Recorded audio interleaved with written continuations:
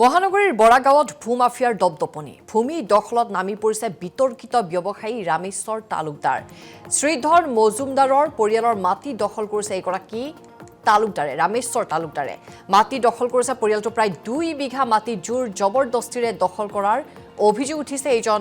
ৰামেশ্বৰ তালুকদাৰৰ বিৰুদ্ধে ৰামেশ্বৰ তালুকদাৰক মাটি দখলত সহযোগ বিপুল দেৱ আৰু দীপ দত্তৰ উল্লেখ শ্ৰীধৰ মজুমদাৰৰ 5 সন্তানৰ দখলত আছিল 3 বিঘা 1 কঠা 2 লেচা ভূমি আৰু মাটিখিনিৰ বাবে বিগত 6 মাহে মজুমদাৰ পৰিয়ালক বিভিন্ন ধৰণেৰে হাৰাশাস্তি কৰি আহিছিল এই তালুকদাৰ বাহিনীয়ে আনকি মহিলা আৰু বাউন্সাৰ লগাই পৰিয়ালটোক ভয় ভীতি দেখুৱাইছিল ৰামেশ্বৰ তালুকদাৰ বাহিনীয়ে নিশা হলেই পৰিয়ালটোৰ অজ্ঞাতেই ডাম্পাৰ এক্সকেভেটৰেৰে মাটি কটাৰো অভিযোগ উঠিছে ৰামেশ্বৰ তালুকদাৰ আৰু সহযোগীসকলৰ ভয় ভীতিত এতিয়া ব্যতিব্যস্ত হৈ পৰিছে পৰিয়ালটো যাৰ বাবে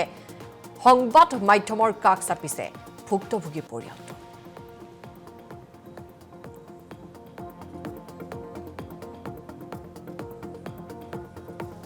মুখ্যমন্ত্ৰী ছাৰক এটাই আহ্বান জনাম যে চক আমি হলো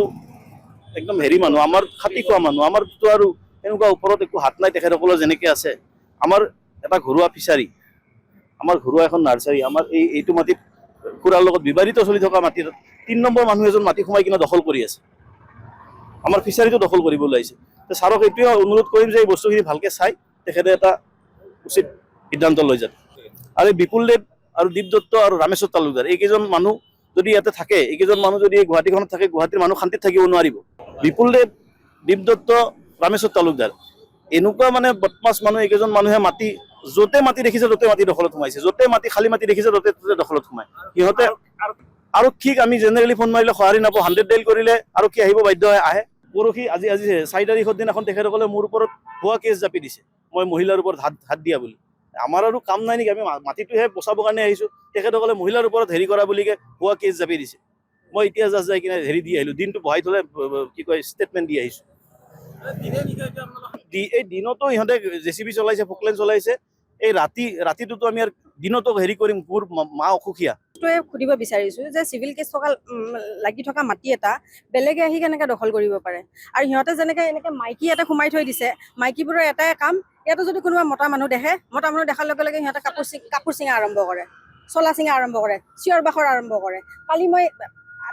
আমি মাইকী মানুহবোৰ ইনভলভ হোৱাই নাছিলোঁ কিন্তু সিহঁতে যেতিয়া আল্টিমেটলি মাইকী মানুহবোৰ ৰাখিলে তেতিয়া আল্টিমেটলি আমাৰ বয়সখিনি সিহঁতেতো ভয় খাবই ন তো সিহঁতে আমাক জনাইছে আমি আহিছোঁ আমি আহি পিনে যেতিয়া সিহঁতৰ লগত কথা পাতিব যাওঁ সিহঁতে মদ পানী খাই থিয় হ'ব নোৱাৰে অ'ত বাগৰে ত'ত বাগৰে আমি যেতিয়া কথা CCTV ফুটেজো আছে আৰু আমি যেতিয়া কথা কওঁ তেতিয়া আমাক উল্টা কয় আমি ইয়াতে পেটৰ তাৰণাত আহিছোঁ আমাক মালিকে আনিছে আমি ইয়াতে আহিছোঁ আপোনালোকেতো পেটৰ তাৰণাত আহিছে তেতিয়া আমি কওঁ যে আমি মাটিৰ মালিক হয় আমি কোনো পেটৰ তাৰণাত অহা নাই তহঁতে যি কাম কৰি আছা সেইবোৰ বেলেগত কৰ ইয়াৰ পৰা ওলাই যা ভাৰতীয় মহিলা আনি পিনে ৰাখি থৈ দিয়ে ইয়াতে দিন ৰাত সিহঁতক মদ খুৱাই পিনে সিহঁতক বগৰাই থৈ দিয়ে বেয়া ব্যৱহাৰ কৰে মতা মানুহ দেখিলেই হ'ল খালি মতা মানুহ দেখিলে সিহঁতে খালি